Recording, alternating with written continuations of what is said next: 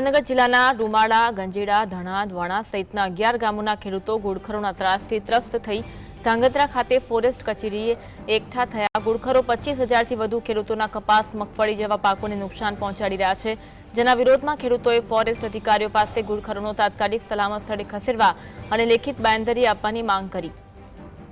જોકે તંત્રે ઘૂડખરોને અભયારણ્યમાં સ્થળાંતર કરવાનો નિર્ણય જાહેર કર્યો, તેમ છતાં ખેડૂતો લેખિત ખાતરીની માંગ પર અડગ છે। 25,000થી વધુ ખેડૂતોના પાકને નુકસાન થયું છે। ઘૂડખરોને તાત્કાલિક સલામત સ્થળે ખસેડવામાં આવે તેવી માંગ હવે ઉગ્ર બની છે। વન વિભાગ સક્રિય થયું હતું, વન વિભાગ જાગ્યું હતું અને ઘૂડખરોને અભયારણ્યમાં ખસેડવામાં આવ્યા। સુરેન્દ્રનગર જિલ્લાના 11 ગામોના ખેડૂતોના ફોરેસ્ટ કચેરીમાં ધામા છે। લેખિતમાં ખાતરી આપો તેવી માંગ કરવામાં આવી રહી છે। ઘૂડખરોના ત્રાસથી ખેડૂતોમાં વિરોધનો વંટોળ શરૂ થયો છે। ઘૂડખરોને હટાવવા ખેડૂતોએ લેખિત બાંયધરી આપવાની માંગ કરી।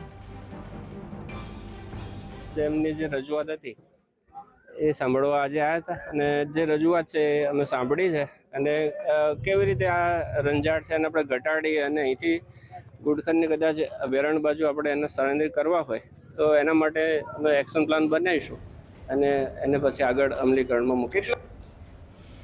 આજ અંગે વધુ વાત કરીશું। સંવાદદાતા ફઝલ અમારી સાથે લાઈવ જોડાયા છે। ફઝલ, ઘૂડખરોનો ત્રાસ છે, જો કે તેને અભયારણ્યમાં ખસેડવાની વાત પાડવામાં આવી છે, પરંતુ લેખિતમાં ખાતરી આપીને ખેડૂતો માંગ કરી રહ્યા છે। શું કહેવું છે ખેડૂતોનું?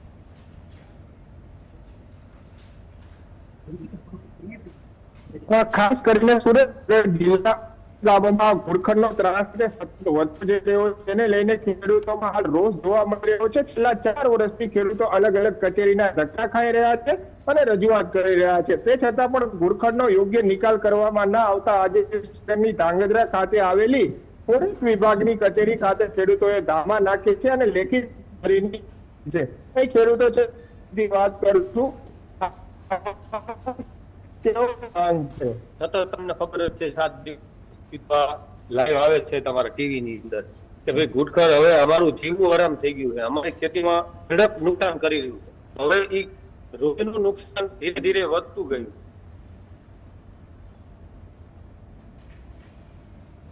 ઘૂડખરોનો ત્રાસ છે ઘણા સમયથી, જેના કારણે ખેડૂતો ત્રસ્ત બન્યા છે। તેમના પાકને મોટા પાયે નુકસાની થઈ હોવાનું ખેડૂતો કહી રહ્યા છે। જોકે વન વિભાગ દ્વારા જાગૃતતા દાખવવામાં આવી, જાગૃત થયા વન વિભાગ તેમના આંદોલન બાદ અને અભયારણ્યમાં ખસેડવાની માંગ સ્વીકારવામાં આવી હતી, પરંતુ ખેડૂતો તેવી માંગ કરી રહ્યા છે કે આ તમામ જે ખાતરી છે તે લેખિતમાં આપવામાં આવે, લેખિતમાં કહેવામાં આવે કે આ તમામ ઘૂડખરોને અભયારણ્યમાં ખસેડવામાં આવશે।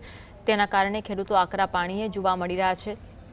ઘૂડખરોના ત્રાસના કારણે ખેડૂતોના હજારો કરોડોના પાકને નુકસાન થયું હોવાનું ખેડૂતો કહી રહ્યા છે। ખેડૂતોની માત્ર એક જ માંગ છે કે હવે ખાતરી આપો, લેખિતમાં ખાતરી આપો કે આ ઘૂડખરોને અભયારણ્યમાં ખસેડવામાં આવશે। જો કે ઘણા બધા આંદોલન કરવા પડ્યા, ઘણા બધી રજૂઆત કરવી પડી, ત્યારબાદ વન વિભાગ જાગ્યું હતું અને વન વિભાગ દ્વારા તેવું કહેવામાં આવ્યું હતું કે આ તમામ ઘૂડખરોને અભયારણ્યમાં ખસેડવામાં આવશે, પરંતુ હજુ પણ ખેડૂતોનું આંદોલન યથાવત જોવા મળી રહ્યું છે। ખેડૂતોની માંગ હજુ પણ યથાવત જોવા મળી રહી છે। ખેડૂતોમાં રોષ હજુ પણ યથાવત જોવા મળી રહ્યો છે। ખેડૂતો કહી રહ્યા છે કે આ તમામ જે ખાતરી છે તે લેખિતમાં આપવામાં આવે તેવી માંગ ખેડૂતો દ્વારા કરવામાં આવી રહી છે। છેલ્લા ઘણા સમયથી ખેડૂતો છે તે ઉગ્ર જોવા મળી રહ્યા છે, ઉગ્ર થયા છે, રોષ વ્યક્ત કરતા જોવા મળી રહ્યા છે। ઘૂડખરોનો ત્રાસ દિવસે ને દિવસે વધી રહ્યું છે। ઘૂડખરો તેમના પાકને નુકસાન પહોંચાડી રહ્યા હોવાની વાત ખેડૂતો કરી રહ્યા છે। જોકે એક બાજુ આ આંદોલનથી અને આ રોષથી વન વિભાગ જાગ્યું હતું, વન વિભાગ દ્વારા કાર્યવાહી કરવામાં આવી હતી। વન વિભાગે એવું કહેવું હતું કે તમામ ઘૂડખરોને અભયારણ્યમાં ખસેડી દેવામાં આવશે, તેથી ખેડૂતોના પાકને બચાવી શકાય।